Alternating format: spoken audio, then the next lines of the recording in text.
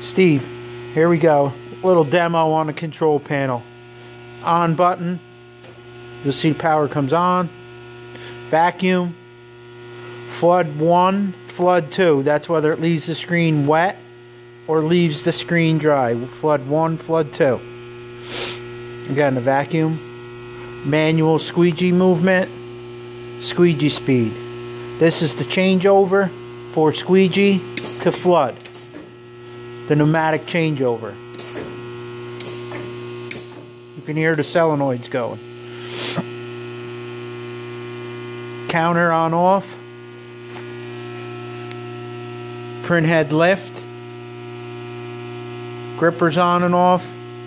And then these 3 buttons here on the end are where we start the cycle. Arrow both directions puts it in the automatic mode. The arrow single direction will take the table either in or out depending on where it is. And this is also squeegee flood bar on off.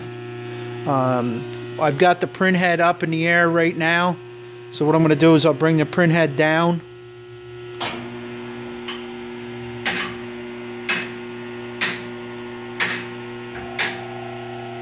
You press and hold it until it stops. Then release it.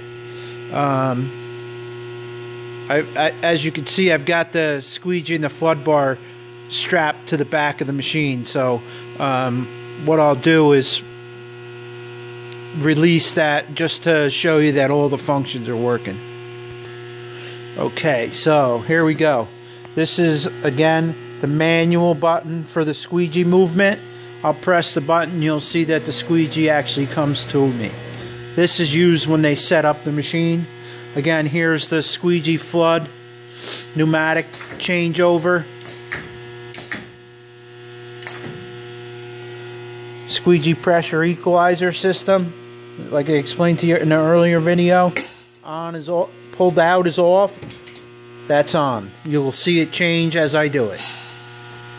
Off. On. Off. On. Okay, so right now with it in this position, what you want to do is you're going to turn your squeegee on and you'll notice that it'll flood. So here, squeegee on, arrow both directions on. Again, so that's squeegee's on and up, arrow both directions on in the up position, and then to start the cycle, all I do is hit this arrow. And of course I'll have the vacuum on, but right now so that you can hear me, I'm letting it run on this.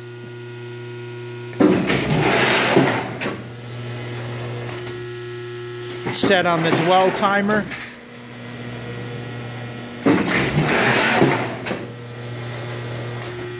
I'll actually speed the squeegee and the flood bar up.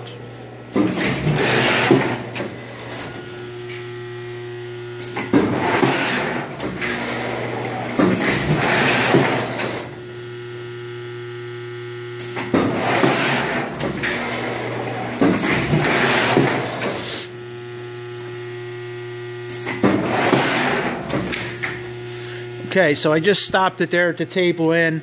I'm getting ready. It's already mounted on the skid, ready to go. Everything is there. I just wanted to show you a couple things. The foot switch is actually screwed down to the skid, so that needs to be taken off before you remove the machine.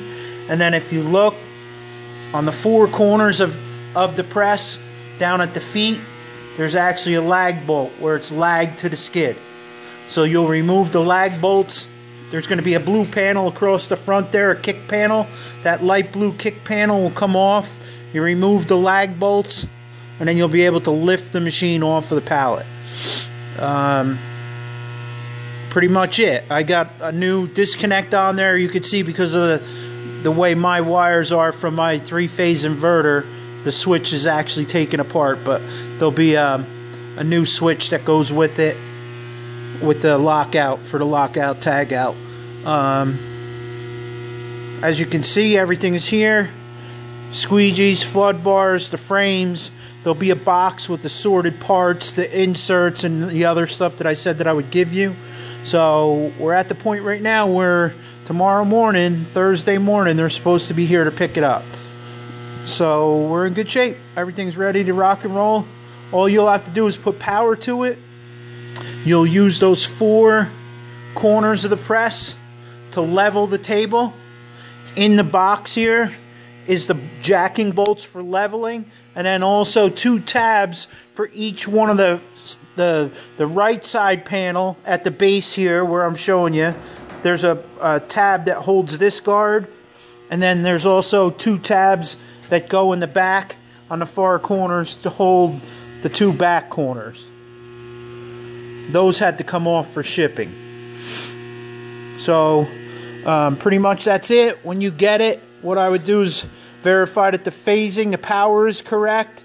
And then, like I said, the only thing you're going to do is you're going to turn on the main. You don't even have to turn the main power on. You're going to hit K93 is the contactor for the vacuum. Press K93, look at the back of the vacuum. If you have a clockwise rotation, we know that the phasing for the machine is correct. So if you have any questions when you get it, give me a call before you do anything. I'm actually going to leave the quick connect coupling on there for the air so that you have to match that fitting. So we should be good.